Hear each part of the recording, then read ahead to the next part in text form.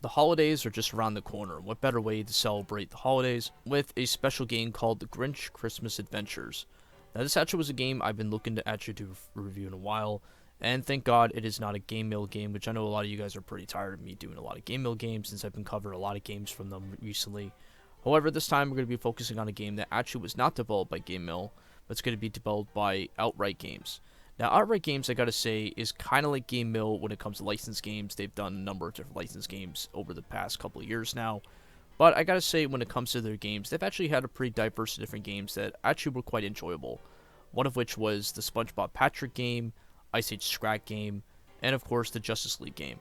Now, obviously, Outright has had some decent games, and I gotta say, when it comes to the Grinch game, which is the game we're gonna be talking about, this one I gotta say is up there as one of those games as well, but I think we're going to touch upon that. Now, in terms of my exposure with the Grinch, I've been a big fan of the Grinch for a long time. I pretty much mentioned that in my Christmas specials review, where I've talked about that the Grinch is one of my favorite specials of all time, most notably the Chuck Jones version. I do like the Jim Carrey version, but I gotta say, when it comes to anything Grinch, the Chuck Jones version is my favorite one. It's just a classic, and it's one of those specials that got me into wanting to like the Grinch. I also read the book back in the day, but then again, that's a whole different other thing. Now, in terms of the games, obviously, Grinch has had a whole bunch of games before this one, where it had the PlayStation 1, which I think that one was based on the Jim Carrey version of the live action movie. That one was kind of mediocre, and I think I've only played it once and never played it again. But from what people have told me about that game is hot garbage. Now, in terms of this game, I was actually really excited for this game to actually come out, and I think for the longest time, I think it was kind of overdue that Grinch needed a game. It was kind of like Rudolph for me, even though I still think that Rudolph needs an RPG, but that's a whole other different topic in of itself. But when it comes to Grinch Christmas Adventures, this was a game that ever since the first got announced that it was actually going to be a game, I was actually pretty excited. The fact that we're actually getting another Grinch game that was sort of like a platformer, that actually kind of would sold me on it, since I'm actually a big fan of a lot of platformers, and most of the platformers I played over the years, they've always had a soft spot for me. So this was a game I was really excited to play, even from the very beginning. Now, obviously, after playing the game, which we're going to talk a little bit about, most from like story, gameplay, and everything else, I'm pretty much going to break down what I think about it. Now, obviously, this game, since I did mention that it was a platformer, this game pretty much you're going from different areas, you're collecting things, you're collecting puzzle pieces, you're collecting gifts. You're pretty much just kind of going around and pretty much doing like most platformers are, where it's more of like a collectathon. For which this kind of platformer does a lot of that, where you pretty much just collect everything around. For most completionists, this is something that they would normally do, where you just kind of go around in each different area and beat it 100% and just get everything that they can. Honestly, for me, I'm not one of those kind of people where I just like to play the game for what it is and just kind of finish it what it is and then probably come back and beat it. For most of the time, a lot of platformers like to do that, where they just kind of get everything. But honestly, for me, I'm not one of those people that does that. But honestly, when it comes to the whole platforming in this game, in a way, it kind of reminds me a little bit like Donkey Kong Country, where you pretty much have to get all the puzzle pieces and you basically unlock them all and you pretty much complete them all if you get them all 100%. And also, there's some areas where you can actually find them hidden, as it's almost like a 2D side scroller where you pretty much can go from that area and then come back to the next one.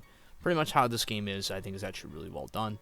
And most of the areas, as you're kind of just going from A to B, they pretty much are really good. I do think, though, the game overall, in terms of the platform, it can be a little bit jagging at times. And I found myself really kind of lagging at sometimes where I'm trying to get, like, a certain area or a certain platform, because it can be a little bit jaggy at times. And it almost kind of puts, like, a Bubsy game to shame, where I'm not talking, like, the old school Bubsy games. I'm talking about like, the new one that came out back in 2017. That game was just ridiculously horrible. But in terms of this game, I do think that it's not as horrible as that game, but I think it's quite up there in terms of the jagginess. But in terms of this game, I think the game overall was an average way of how the platforming is. And I do think that the game is a little bit shorter, which I'm not the biggest fan of. I think that's one of my biggest complaints I have with this game, is that it's really short. I mean, you can pretty much beat this game in like 3 to 4 hours. Even if you don't necessarily complete the game and you get 100% and everything, this game pretty much you could just beat this game in like 3 and 4 hours. And in a way, that's fine, but I do think that with this kind of game, definitely think it needs to be more longer, considering that there's really not many areas that you actually go around and just pretty much complete as you basically do in this game. I do kind of think that it needs to be longer, and I do think that obviously the replay value is there, especially if you're trying to get everything all at once in each different area where you're getting all the puzzle pieces and all the gifts. And obviously you're trying to beat 100%, which to some degree I feel like that's what a lot of people would do, especially if they like the Grinch and they want to play this kind of game. I do think that that's the case. However, in terms of how people would argue with this game, they probably would say, well, it's more of a kid's game. What do people care about that? Well, to be quite honest, even if it is a kid's game, which obviously a lot of people are going to say it is, even if it is a kid's game, I still think that a lot of people like adults that really like the Grinch and really enjoyed the specials in the movie, I do think that they would want to play this game and perhaps maybe want to replay it and pretty much just have a good time with it. So in a way, I definitely feel like this game needs to be a little longer, especially when there's so many people that would want to play it for the achievements and beat it 100%.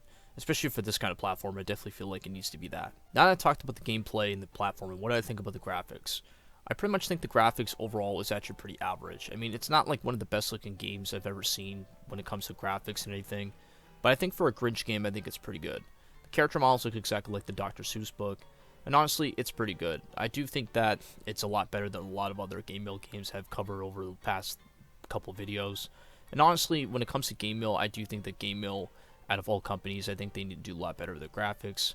And since they don't put a lot of effort in a lot of the graphics, I do think that the Grinch game is a lot better in terms of what I've seen. So I do think the graphics in this game is quite tolerable. The voice acting in this game is pretty much just sounds. Like you hear the Grinch trying to climb up a platform and you just hear him kind of just like painfully trying to come up.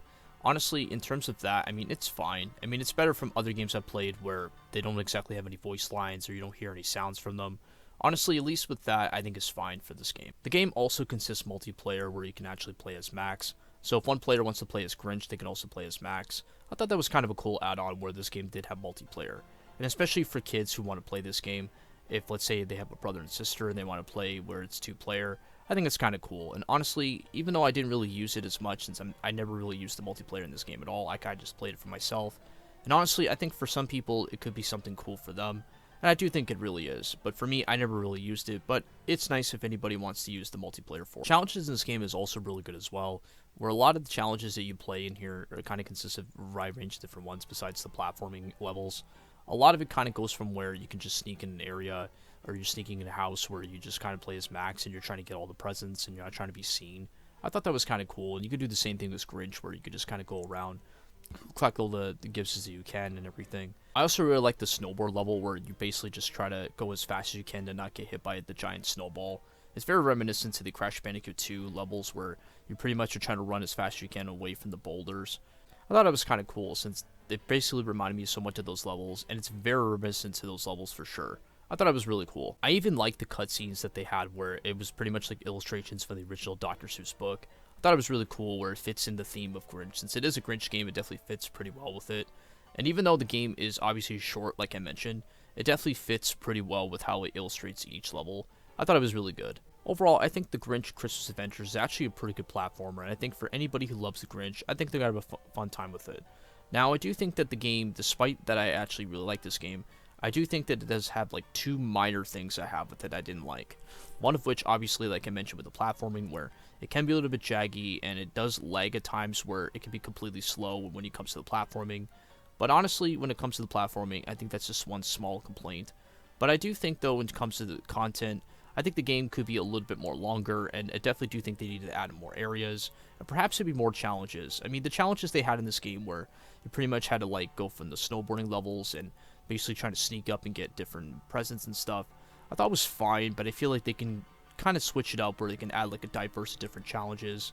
But since it is a kid's game, and obviously that's kind of what they're targeting towards, I do think that, yes, it does have a little bit more, it does have, like, less content that they have to show. But I think if you're trying to get a lot of people to play this game, I think at some point they should definitely add more content, and it definitely deserves it, because I feel like this game, they need to do a little bit more, especially when I do think that it's actually better than the previous Christmas game that I played, which is the Rudolph game, which I feel like that game, even though I love the game for what it was, but I still think that they could have done a little bit better with it in terms of content, and obviously with the graphics, of course. But with this game, I definitely feel like the content should be a little bit more, but then again, I've already addressed that. Honestly, in terms of this game, I think the game is overall a really good platformer, and I think for anybody who's looking to play a game during the holidays, I think this is a good game to play. So honestly, thank you guys for watching this review. Hope you guys really enjoy, and I will see you guys in the next video.